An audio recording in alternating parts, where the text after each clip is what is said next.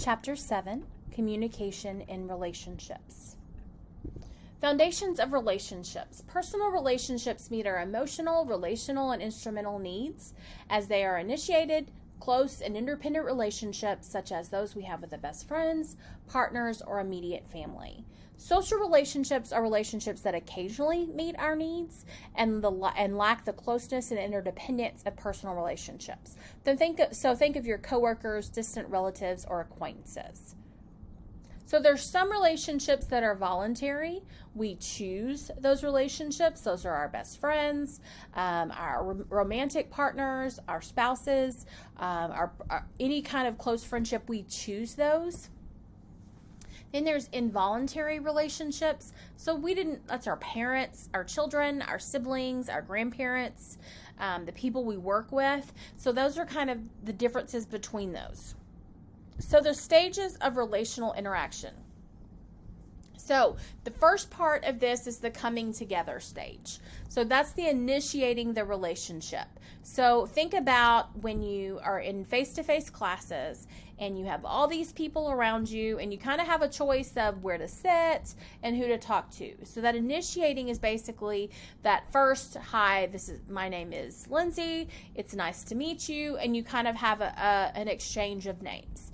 Now, we've all been in situations where we've sat by people the whole semester, and that is the only interaction we ever have. So those are relationships that did not go very far and they did not develop.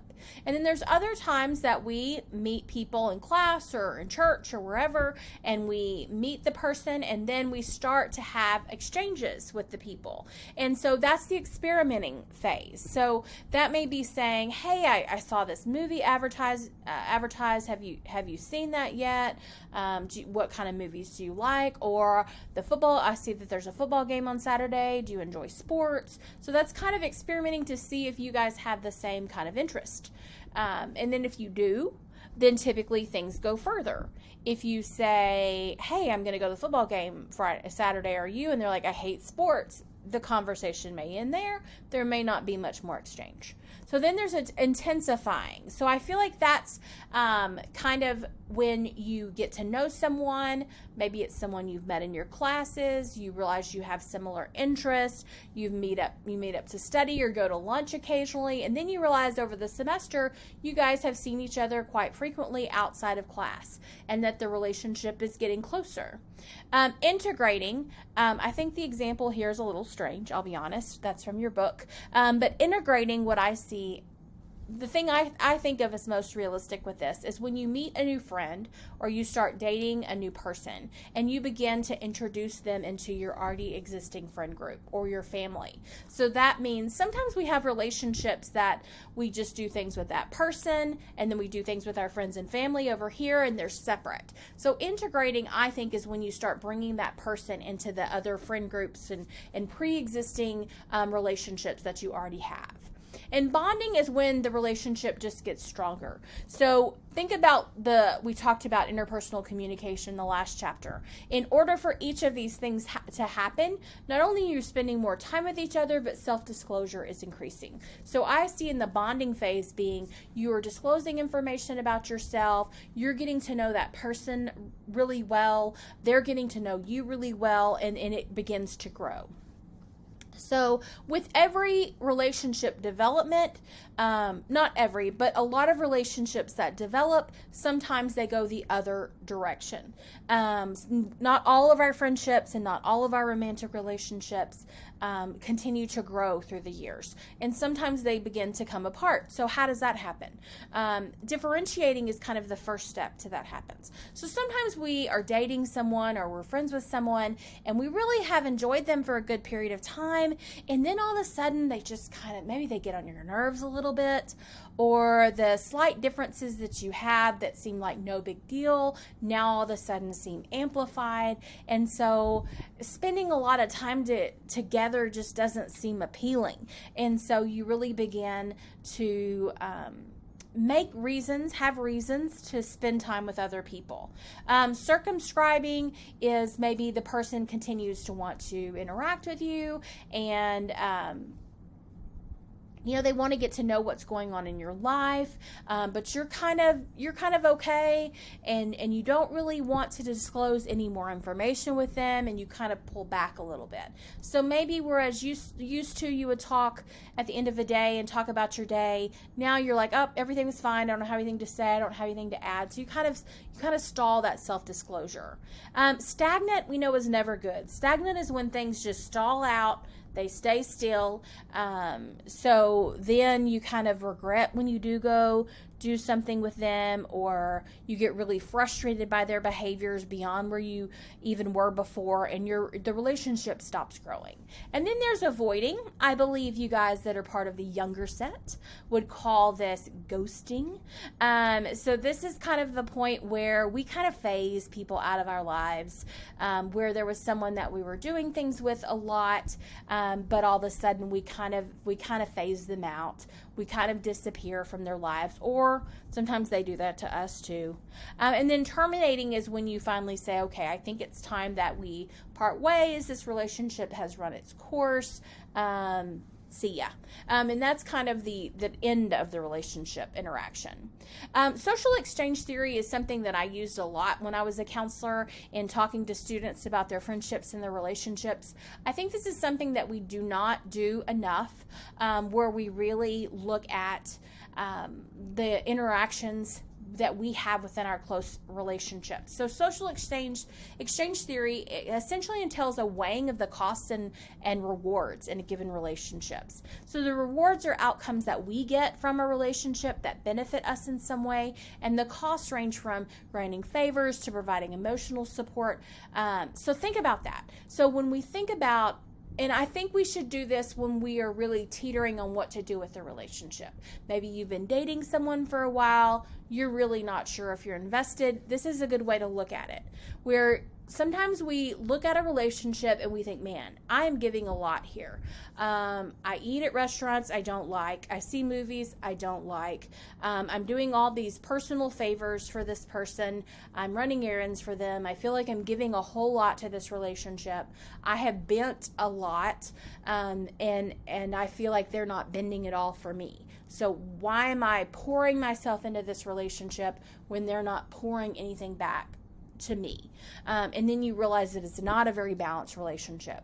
Sometimes on the reverse, we are kind of feeling like we're maybe not losing interest in someone. And when you do this, you realize, man, this person is doing a lot for me. They're doing all of these things for me. And am I willing to give that much of myself back to them? And if the answer to that is no, then you both deserve someone that feels that way about you, and the relationship may not be working out. And then sometimes you find that perfect balance. Sometimes you find a really great balance in your friendships and your relationships where you both give equally to each other, and you are getting so much out of it, and you're giving, but it's so worth it because of the exchange. Communication and friends. Friendships are voluntary interpersonal relationships between two people who are usually equals and mutually influence one another. Reciprocal friendships are solid interpersonal relationships between people who are equals with a shared sense of loyalty and commitment. So it goes back and forth.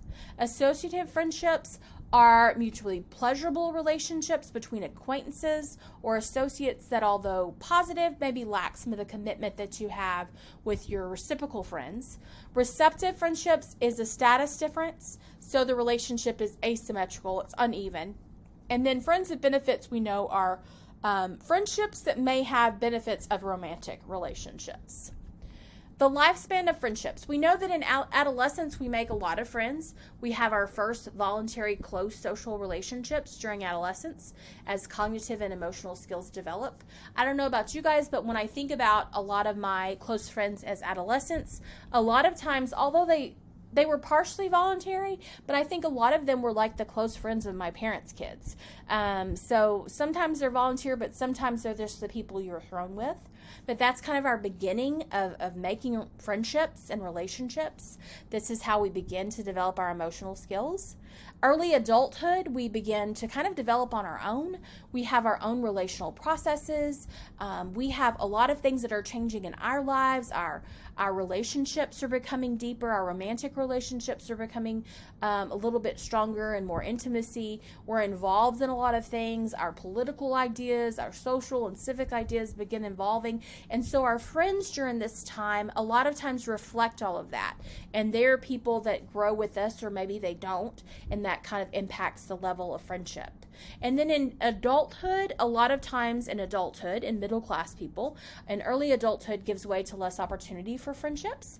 A lot of times once people settle down, they're married, they have children, then their immediate family becomes their social circle. And so the time spent with friends may be limited. And then later in life, those people that through adulthood maintained a very social life beyond just their husband and their children will continue to do so. And those that kind of stayed with their spouse and their family, then their social life will revolve around their children, their grandchildren, their spouse. And it may be a little bit more limited than others, but still a rewarding experience. Gender and friendship. Men report a similar amount of intimacy in their friendships. They just may not express it like women would.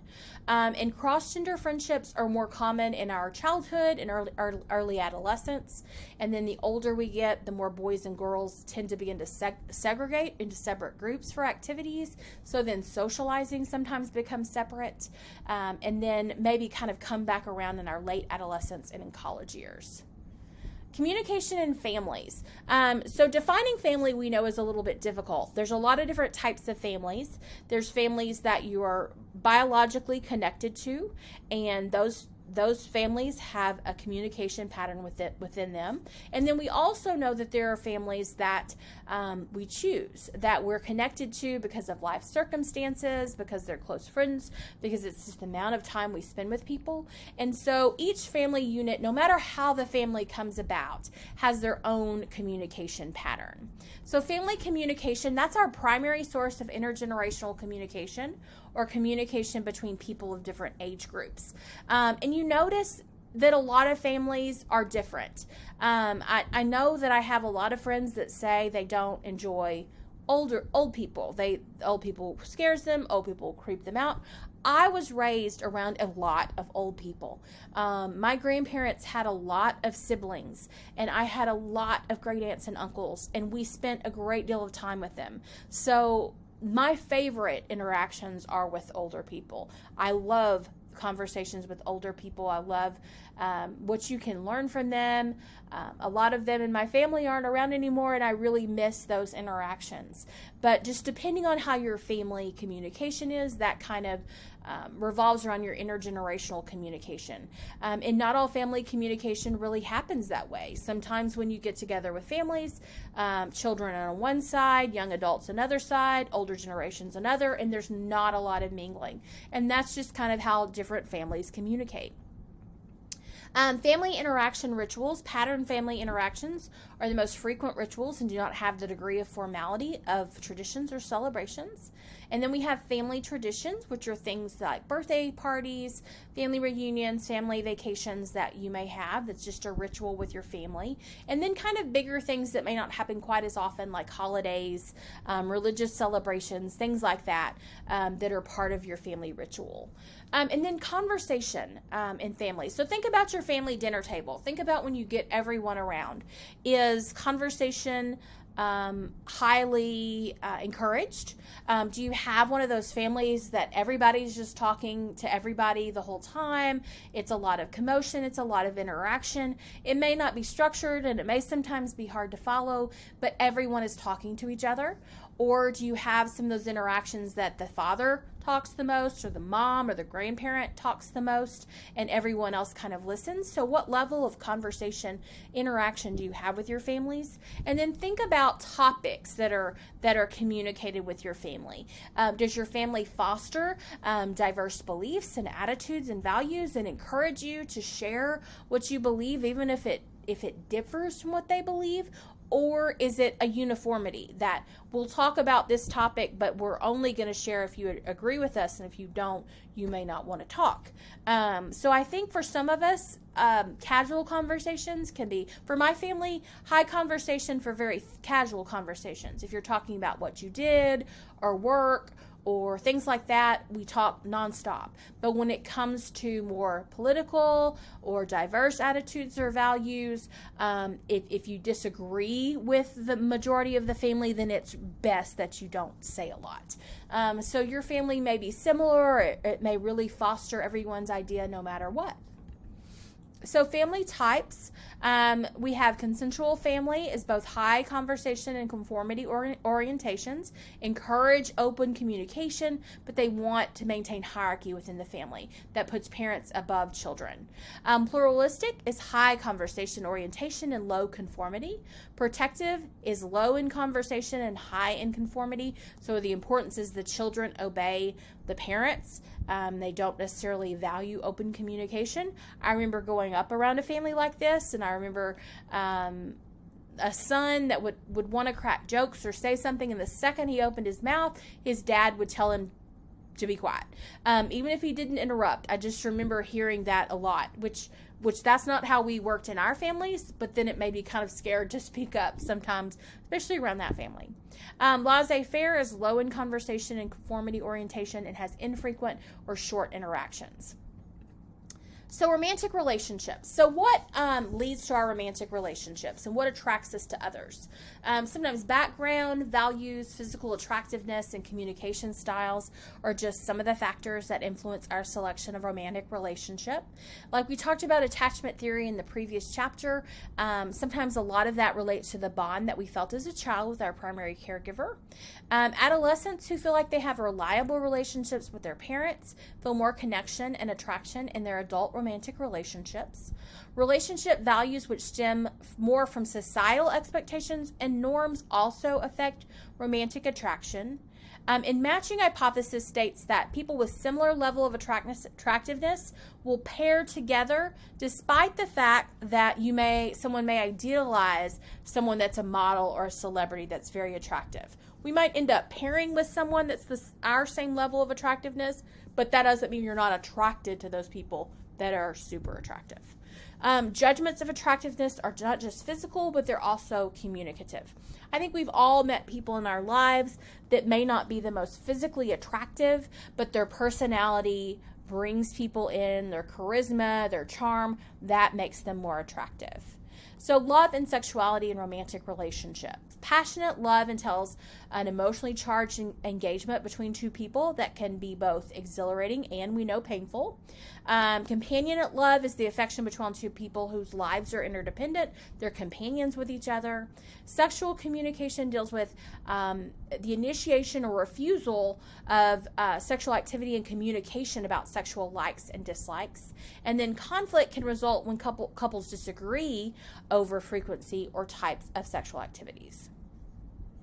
So think of social networks, your networks that you have. We know that when you're in a romantic relationship and your network of people overlap, if you dissolve that relationship, it becomes difficult because you have overlapping social structures. So relationship at work. Supervisor-subordinate relationships can be based on mentoring, friendships, or romance that include two people who have formal authority over, one of whom has formal authority over the other. Information exchange is a relationship in which someone exchanges or discloses information about the workplace or a new employee to someone else. Then you have mentoring relationships where someone is a guide or a helper to navigate career goals.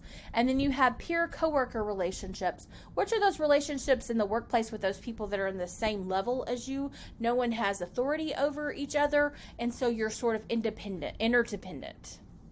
So relationships have dark sides. We know that. There are two dimensions of the dark side of relationships. One, something that is deemed acceptable or not by society.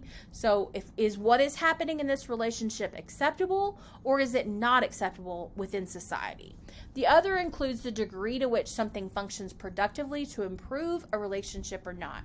And the difficult thing is that it may not always be clear to identify when something is right or wrong or light or dark.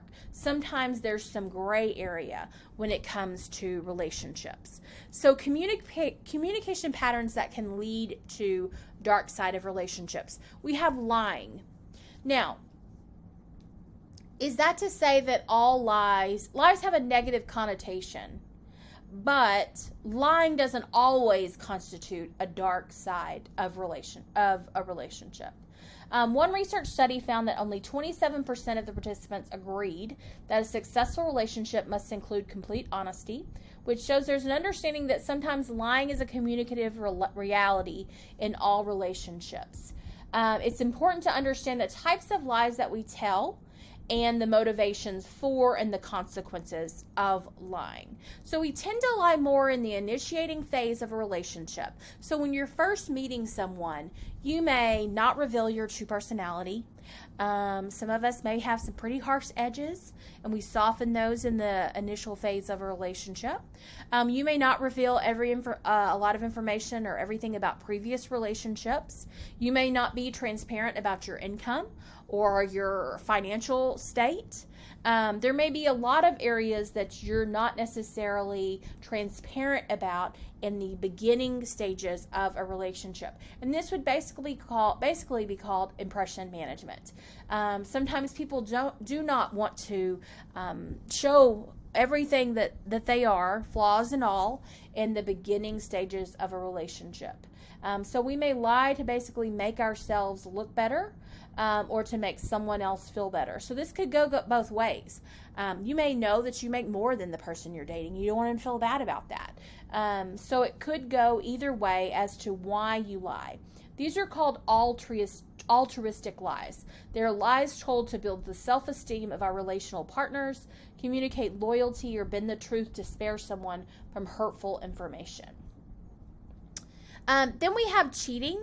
So extradyadic romantic activity includes sexual or emotional interactions with someone other than a primary romantic partner. And we know that because of technology, this doesn't even require meeting someone face to face. We know that emotional affairs or emotional infidelity can happen through online exchanges, and it doesn't necessarily have to be something that happens face to face. But anytime you're putting yourself in a situation where your emotions are growing, you're disclosing information, you're growing stronger to someone that's not the partner that you're with in the relationship, then in some form or fashion that is cheating. Anger and aggression. We know that intimate partner violence refers to physical, verbal, and emotional violence that occurs between two people who are or were recently in a romantic relationship. And there's a few different types of violence. Intimate terrorism. One partner uses violence to have general control over the other. The quest of control takes the following forms: economic abuse by controlling access to money, using children by getting them on the abuser's side and turning them against the abused partner, or threatening to hurt or take children away, keeping the abused partner in isolation from their friends and family, and emotional abuse by degrading self-esteem and intimidating the other partner. So sometimes we see this, you may see this in relationships where you know that someone's partner is isolating them from everyone around them in order to keep them away and not to hear other viewpoints or other opinions. Violent resistance is another type of violence between intimate partners. It is often a reaction or response to intimate terrorism. The person resisting uses violence as a response to a partner that is violent and controlling. So this can be another level. And there's situational couple violence. It's the most common type of intimate partner violence. It does not involve a quest for control in the relationship. Instead, it's provoked by a particular situation that is an emotional emotional or difficult that leads someone to respond or to react to violence. It can play out in a lot of ways, ranging from more or less severe and isolated to frequent. So I don't love the word provoke there. I would say that sometimes this may come from situations that occur that leads to anger, but I don't know that we ever should consider provoking someone to come after us. I don't know that provoke is the right word that your book uses. And this type of violence we often imagine when we hear the word domestic violence. However, domestic violence doesn't capture the various ways that violence can play out between people, especially when you think of the different emotional violence that can happen, emotional abuse that can happen in relationships. So while physical violence has a great potential for causing injury or even death, psychological and emotional abuse can also be present in relationships.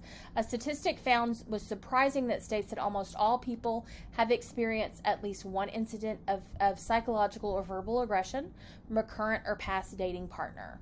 It's often called communicative aggression, which is recurring verbal or nonverbal communication that significantly and negatively affects a person's sense of self. So some examples of that in your book are degrading. So anytime someone humiliates someone, blames them, berates them, name calling. Physically or emotionally withdrawing. So basically you're ignoring someone, you're neglecting them, you're giving them the cold shoulder. Restricting another person's actions, so maybe over-controlling money or over-controlling access to friends and family, dominating, bossing around and controlling decisions, and threatening physical harm. So threatening themselves, if you do this, I'm going to do this to myself, or they threaten the other person, or they threaten friends or family or pets. So it may not reach the level of abuse found in the more violent situations, but it can be a very pervasive and a damaging form of abuse that might happen on the dark side of relationships. So we do know that while relationships can have so many advantages, positive relationships in our lives do so much to us emotionally, with our emotional well-being. It is important that we keep a good check of those times that maybe we aren't in those positive relationships, that we put ourselves in a position in a relationship with someone that does not have our best interests at heart. And the best advocate for you is you. And it's always best if you stay aware of your needs and what you're putting into a relationship versus what you're getting out, but your safety should always come first.